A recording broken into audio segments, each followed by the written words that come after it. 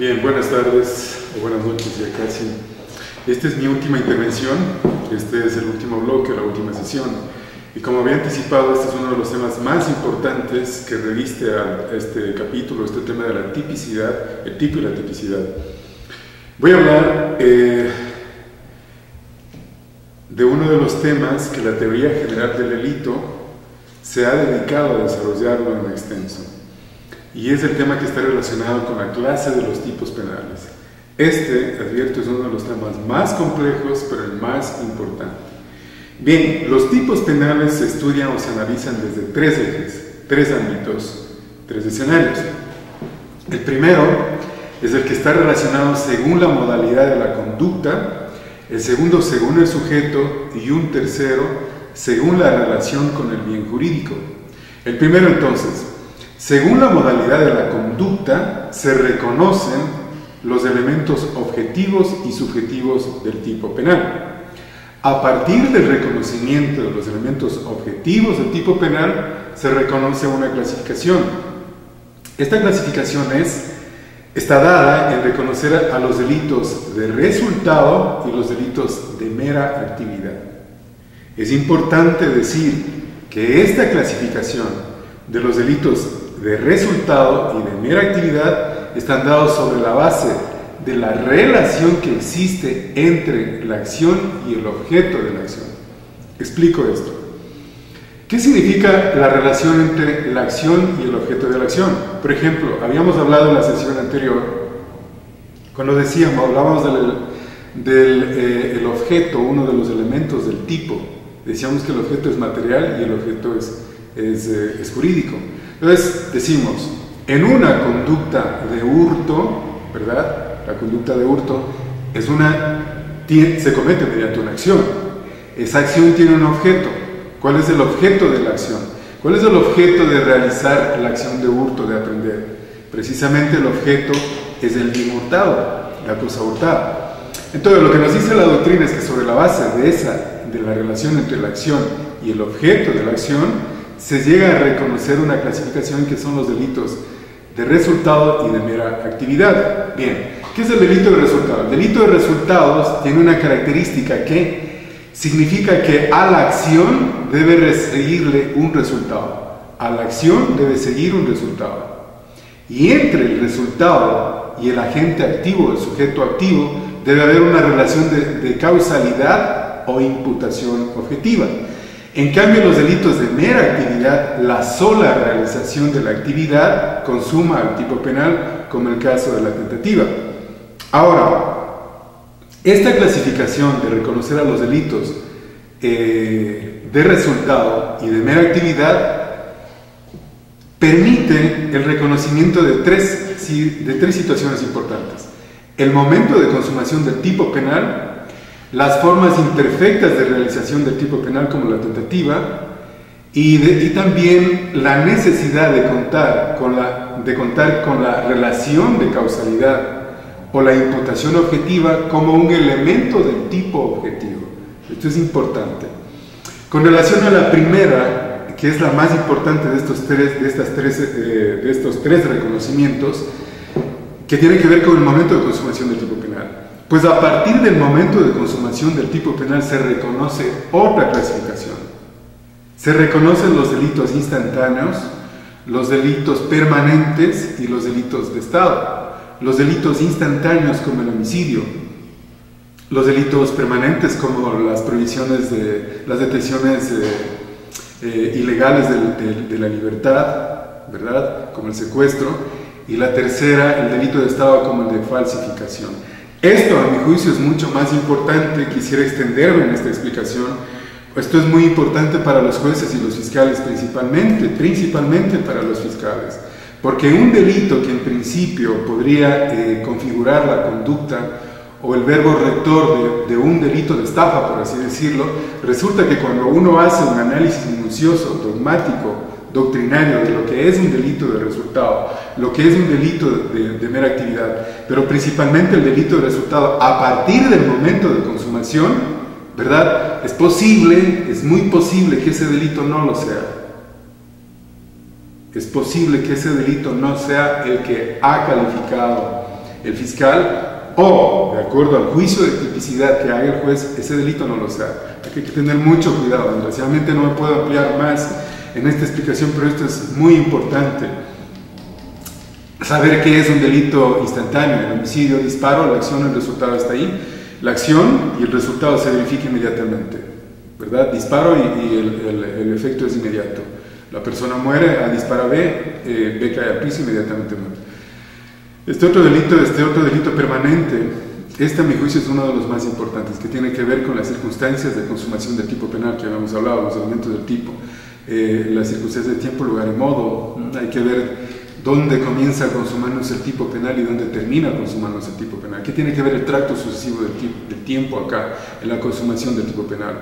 Comienzo secuestrando el día martes, continúo miércoles, jueves, viernes, de así un mes, hasta que es descubierto o desisto de la conducta. Esto es el tracto sucesivo del tiempo y la realización de la conducta. Es un delito permanente, que tiene que ver incluso con el tema de la prescripción, esto que habíamos hablado, la institución de la razonabilidad de persecución. Bien, luego hay una segunda clasificación muy importante también, que tiene que ver con los delitos de acción y los delitos de omisión. ¿Qué es la acción? La acción es la realización de una conducta, es el hacer. Esto es el hacer, esa es la acción. La omisión es el no hacer. Por eso se dice en materia penal que los delitos se cometen por hacer o dejar de hacer. Ahora bien, cuando uno habla de un delito de acción, el delito de acción lo que hace es transgredir un supuesto de hecho prohibitivo. Dice el legislador a través de un tipo penal, en un supuesto de hecho está prohibido matar. ¿Cómo se verifica el delito? Cuando mata, cuando realiza la conducta que está prohibida. En los delitos, en cambio, omisivos, tiene una relación directa con el supuesto de hecho mandatorio. El legislador, habíamos dicho, utiliza un tipo penal para pedir que se realicen conductas. El deber de socorro, por ejemplo, usted debe socorrer a alguien, usted debe auxiliar a alguien, usted debe colaborar con la administración de justicia, usted debe denunciar. Mantenga el deber de cuidado. Es decir, el tipo omisivo, el tipo omisivo sí que responde a un supuesto de hecho mandatorio, en ese el legislador manda realizar una conducta, pide que realice una conducta, y por tanto el delito se verifica en la desobediencia de realización de esa conducta, es decir, el no hacer esa conducta. Ese es el tipo omisivo. El tipo, en cambio, de acción es el hacer. Bien, dentro de la omisión tenemos otra clasificación: los delitos de omisión propia y los delitos de omisión impropia. Los delitos de omisión propia son delitos de mera actividad. En estos delitos se sanciona la violación de un deber de actuar, la infracción del deber de actuar. Se exigen 3 elementos del tipo. La primera, la creación del riesgo típico, la creación de la situación típica. La segunda, la ausencia de la realización de la conducta. Y la tercera es la capacidad del sujeto activo o el potencial sujeto activo para realizar esa conducta. Primero, la creación de la situación típica. La creación de la situación típica en ese elemento se verifica el supuesto de hecho de donde se va a identificar el deber de actuar. Esto es muy importante. Lo segundo, ausencia de la realización de la conducta mandada. En esa conducta, en ese elemento se verifica que el sujeto activo, los ciudadanos, tenemos ciertas obligaciones de realización, es decir, el supuesto hecho mandatorio. Debemos realizarse estas conductas y por tanto no lo hacemos. Lo que habíamos dicho, colaborar con la justicia, el deber de socorro, etcétera, etcétera. Y por último, la capacidad para realizar una conducta. Esta es una capacidad se requiere que se verifiquen ciertos aspectos externos, como por ejemplo, que el sujeto activo tenga una cercanía espacio-temporal con la realización, con la conducta típica, ¿verdad? Que el sujeto activo tenga una capacidad física para realizar esa conducta. Es decir, una persona inválida no va a poder nunca realizar esta conducta. Bien, vamos rápidamente con una pequeña explicación en cuanto a la creación de la situación típica. Acá, en cuanto a la creación de la situación típica, habíamos dicho que se identifique el supuesto de hecho y que del supuesto de hecho se va a reconocer el deber de actuar. Esto va a depender mucho de cada tipo penal, y esto es lo complejo de la omisión propia. Va a depender mucho de cada tipo penal. Por ejemplo, en los delitos de omisión de socorro se exigen 2 requisitos. La una, que el sujeto pasivo esté en un estado de abandono, ¿verdad? En un estado de peligro grave, inminente. y la segunda es ausencia de riesgo para la realización de la conducta por parte del sujeto activo. Esto es lo complicado en la omisión propia. Ahora paso a la omisión impropia. La omisión impropia, en cambio, a contrario sensu de lo que se ha dicho en la omisión propia, la omisión propia es un delito de mera actividad, la omisión impropia, en cambio, es un delito activo resultativo. Es un delito de resultado y un delito de acción. Este es uno de los delitos más complejos. En este delito se plantea un gran problema. El problema de encontrar un criterio que permita equiparar la omisión frente a la causación. Un criterio que me permita equiparar la omisión frente a la causación. La gran mayoría de las legislaciones, incluida la de Ecuador, ha superado este problema incluyendo una cláusula en los códigos penales. Esa cláusula que dice, el no impedir un resultado, pudiendo hacerlo, equivale a realizarlo. Pero además, en estos delitos de omisión impropia se reconoce también al garante. El garante es una persona que tiene un específico deber de actuar. Acá tiene que ver la especificidad del deber de actuar. Por tanto, acá se sanciona la abstención de realizar ese específico deber de actuar. En cuanto a los elementos de este tipo penal, en los elementos de este tipo penal se exigen los mismos de la omisión propia, pero aumentando un plus. Por ejemplo, en la creación de la situación del riesgo, se reconoce en la situación típica, la situación de riesgo, se reconoce al garante. En la segunda, la ausencia de realización de la conducta, se verifica un resultado, y en la otra, la capacidad, la tercera que habíamos hablado, la capacidad, en cambio exige que esa capacidad esté ligada a evitar el resultado. Esto rápidamente en cuanto a una explicación entre los delitos de omisión propia y omisión impropia. Hay otra tercera clasificación que se reconoce los delitos de medios determinados y los delitos resultativos, los delitos de medios determinados y delitos resultativos. Esto también me parece importante. Los delitos de medios determinados es que significa que el legislador cuando redacte el tipo penal ha querido ya determinar previamente cuál es la modalidad comisiva, ¿verdad?, frente a ese bien jurídico. Por ejemplo, los delitos de estafa, los delitos de hurto. En los delitos de estafa ha querido que el engaño aparezca como estafa. Se requiere necesariamente la estafa. En los delitos de hurto igual, el uso gradual de la fuerza, el uso de esa forma de fuerza que determina el tipo penal.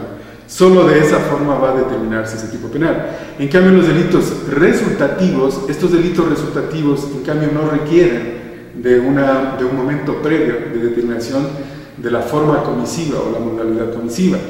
Estos tan solo exigen la idoneidad del medio utilizado para lesionar un bien jurídico. Explico rápidamente. Esta clasificación de los medios determinados y resultativos podría servir para poder explicarse por qué en determinados tipos penales, cuando el legislador dice, por ejemplo, es penado la tenencia ilegal de armas, pero luego decimos cuáles son estas armas. Entonces, habíamos dicho que es una norma en blanco, vamos a la norma que me determina cuáles son los medios, y resulta que en ese inventario de medios, de instrumentos reconocidos como armas, no aparece una piedra, no aparece un esfero, y claro, la piedra y el esfero en determinado momento puede servirme para matar, claro. Entonces la pregunta es, ¿por qué no aparece aquí como un instrumento, como un arma? Y la respuesta es debido a esta clasificación. ¿Por qué? Porque si bien el esfero y la piedra no son armas, ¿verdad? Y además que tiene que ver mucho, estas armas que determine el legislador tiene que ver mucho con la configuración del tipo penal. Pues significa que la piedra y el esfero ciertamente son armas, pero no están en esta clasificación porque están en otra clasificación. Están en otra clasificación porque son medios idóneos para causar daño. Entonces la piedra, el esfero, en determinado momento se reconocen por su idoneidad. Otra clasificación es aquella que está relacionada con los delitos de un acto o varios actos. Esto es sencillo. Significa que una conducta, un acto o una conducta lesiona un bien jurídico, configura un tipo penal, el caso del hurto. En cambio, otros delitos requieren de varias conductas, de varios actos, como el caso del robo, tal cual como está redactado ahora el tipo penal en el nuevo Código Orgánico Integral Penal. Requiero yo utilizar la fuerza, la violencia y apropiarme de la cosa ajena para cometer el delito de robo, en el caso del hurto no, una sola conducta. Esta es la clasificación. Luego, ahora vamos según los sujetos. Según los sujetos se dividen en delitos especiales y comunes. Los delitos especiales y los comunes tienen una relación directa de la forma como está redactado el precepto penal. Vamos a ver que uno de los códigos penales, uno da lectura y dice, el que matare a otro. O quién, el que o quién suele utilizar el legislador al comenzar la redacción del tipo penal, de estos preceptos penales. Entonces, por lo general, como lo ha dicho también Roxin, estas expresiones, el que, por lo general se utiliza para la generalidad, valga la redundancia, y ahí se contiene el tipo penal común. En cambio, cuando se quiere reconocer un tipo penal especial, en ese el que o el quién se exige además que el sujeto activo esté revestido de ciertas cualidades, el sujeto activo calificado o cualificado. Ese es un delito especial. A su vez, ese delito especial es propio e impropio. El delito propio, dentro de esta clasificación de los especiales, significa que solamente ese delito puede consumarlo una persona que tenga esa cualidad de sujeto activo especial. Si otra persona que no tiene esa cualidad va a realizar esa conducta, no comete el delito. Verbigracia, el caso del prevaricato, solo puede cometer el delito. En cambio, en los delitos impropios, esos delitos sí, si se verifica la realización de la conducta, si al realizar esa conducta es calificado o cualificado, el delito es especial. Pero si al verificar la realización de la conducta miro que el sujeto activo es común, el delito es común. Por ejemplo, el caso del hurto y el peculado. Bien. Esto en cuanto a los delitos especiales. Hay otra clasificación, los delitos de propia mano. Esto también es muy sencillo. Los delitos de propia mano exigen que el sujeto activo comparezca a él personalmente, físicamente, en la realización del tipo penal. Por ejemplo, los delitos sexuales, el acceso carnal violento. En estos delitos no se permite la autoría y participación. Por lógica, ¿no? Por lógica, no se permitiría la autoría y participación. Y por último, vamos en cuanto al tercer escenario, que es con relación al bien jurídico. Con relación a los bienes jurídicos se dividen en delitos simples y compuestos. Esta también es una explicación muy sencilla. Esto tiene que ver con la protección del precepto penal frente a los bienes jurídicos, o a los derechos, pero principalmente en materia penal los bienes jurídicos. Entonces, los delitos, por ejemplo, de hurto, mediante la realización de una conducta se protege, ¿verdad? Se protege el patrimonio. En cambio, hay otros delitos, como el secuestro con extorsión, por ejemplo, mediante la realización de esa conducta se protege el patrimonio y se protege el derecho a la libertad. Estos son los delitos simples y compuestos. Ahora voy a uno importante, que tiene que ver los delitos de peligro y los delitos de resultado, o viceversa, los delitos de resultado y peligro. O la doctrina suele llamar los delitos de lesión y de peligro. Los delitos de lesión o resultado significa que se exige un menoscabo absoluto al bien jurídico. Un menoscabo absoluto al bien jurídico. Por ejemplo, los delitos contra la vida, contra la integridad física, esos son delitos de resultado. Los delitos de mera actividad o los delitos de peligro, ¿sí? Mera actividad o peligro, estos en cambio se sanciona el peligro concreto. Estos delitos de peligro se dividen en delitos de peligro concreto y abstracto. Los delitos de peligro concreto exigen la existencia del peligro, pero con una proximidad tal frente al bien jurídico. Una proximidad tal frente al bien jurídico. Por ejemplo, el ataque con armas químicas, el envenenamiento de aguas, estos son los ejemplos de los delitos de peligro concreto. Y los delitos de peligro abstracto, en cambio, son estos delitos que se conducir un vehículo sobre la base de los efectos del estado etílico, conducir un vehículo sobre la base de los efectos del estado etílico. Esos son los delitos de peligro abstracto. Bien, esta es rápidamente la clasificación que me he permitido analizarlo con relación a las clases de los tipos penales. Cualquier duda, voy a decir ahora mi correo, voy a referir mi correo. Cualquier duda que la tenga me lo escriben a mi correo. Mi correo es fausto3vasquez@hotmail.es.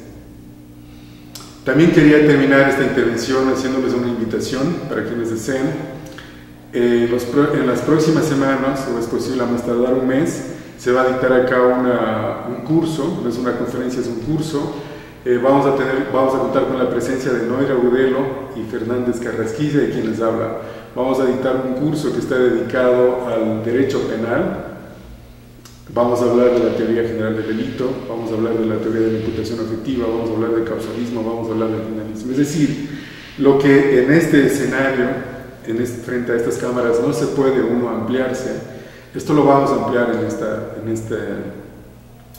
en este curso que se va a dictar. Este curso es gratuito, pero es limitado. Ya hay algunos funcionarios, operadores de justicia, jueces, fiscales que están inscritos.